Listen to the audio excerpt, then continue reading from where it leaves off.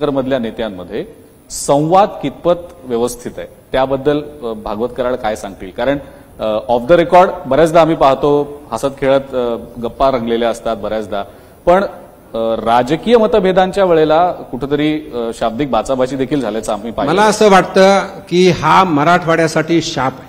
बरं, असा शाप आहे. पश्चिम महाराष्ट्रामधली एखादी जर गोष्ट असेल पश्चिम महाराष्ट्रातली, तर त्या पश्चिम महाराष्ट्रातली सर्व पक्षीय नेते एकत्र येतात, त्याच्यावरती चर्चा करतात.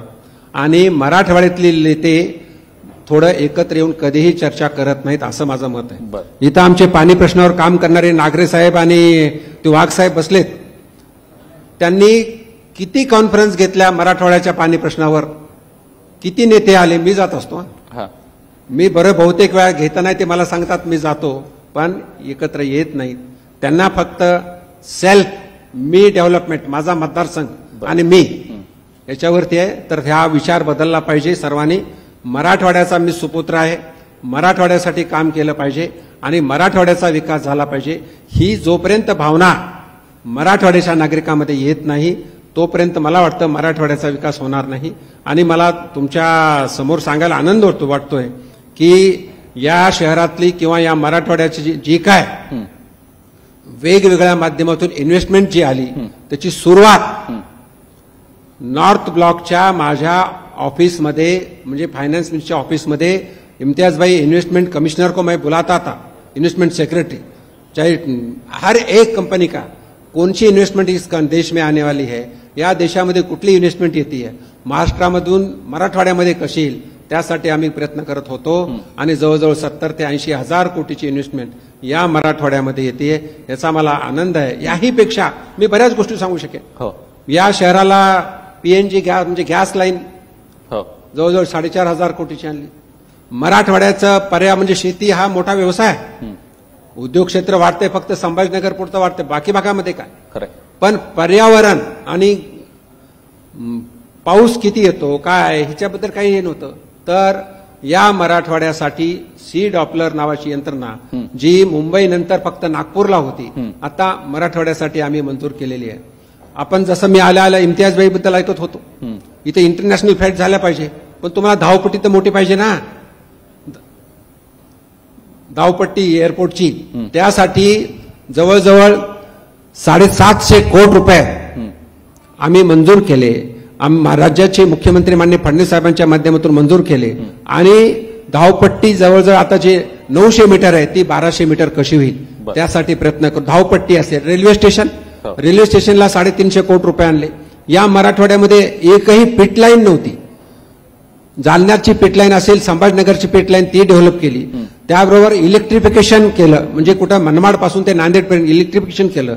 Doubling of the line, doubling म्हणजे 2 रेल्वे ट्रॅक पाहिजे. सध्या ह्याचं टेंडर झालं, फायनल झालं. आणि आता 8 दिवसापूर्वी संभाजीनगर टू परभणी टेंडर निघालंय. म्हणजे मी बऱ्याच गोष्टी सांगू शकेन की रेल्वे असेल, एअरपोर्ट असेल, त्यासाठी आम्ही प्रयत्न केले. त्याहीपेक्षा आणखी संभाजीनगरची कनेक्टिव्हिटी वाढली पाहिजे. लातूर टू नांदेड रेल्वे पाहिजे, त्यासाठी आम्ही प्रयत्न केले. त्याला सुद्धा सर्व्हेसाठी पैसे ठेवले. संभाजीनगर टू इम्तियाज भाई आप नाहीत, संभाजीनगर टू चाळीसगाव, म्हणजे वर्षानुवर्ष मागच्या 25 वर्षापासून रेल्वे व्हावी मागणी होती आणि तिथे एक टनेल असावा अशी मागणी होती. त्यांनी प्रयत्न केले बरेच, मी प्रयत्न केले. पण मी माननीय गडकरी साहेबांना वेगळं भेटलो, अश्विनी वैष्णव साहेबांना रेल्वे मंत्र्यांना वेगळं भेटलो. त्या माध्यमातून दोघांची जॉईंट मीटिंग घडवून आणली.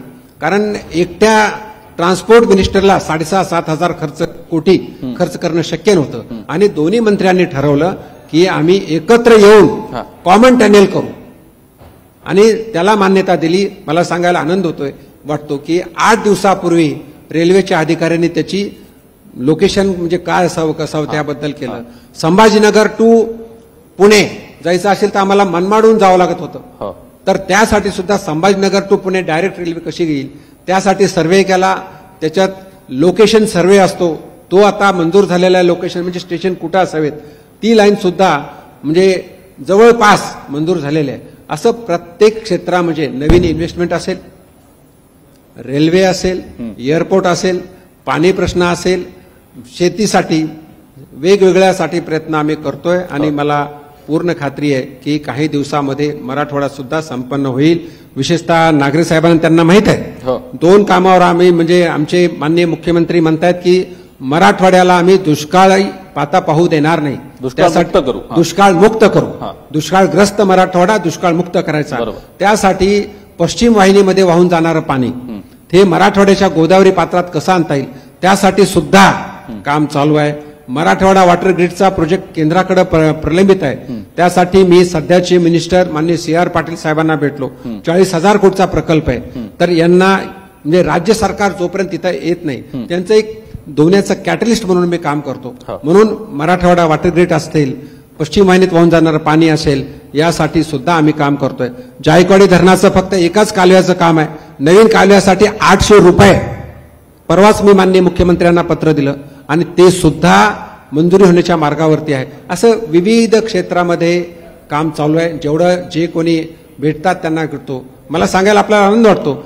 इम्तियाज भाई इधर देखो, अपना शहर कामगार लोगों का शहर है. तो कामगार 4 लाख शहर कामगार आहेत.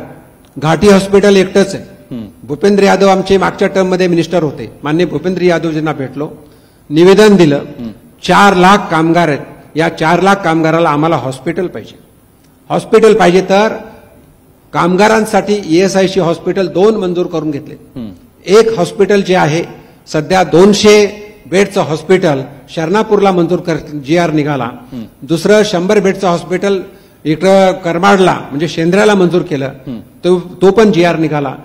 तर ते जे हॉस्पिटल आहे त्या ठिकाणी 20 एकर जागा अक्वायर करण्यासाठी शरणापूरचं गायरान प्रस्ताव शासनाकडे दिला. त्या माध्यमातून मी पुढे प्रयत्न करतोय. ही देशामध्ये फक्त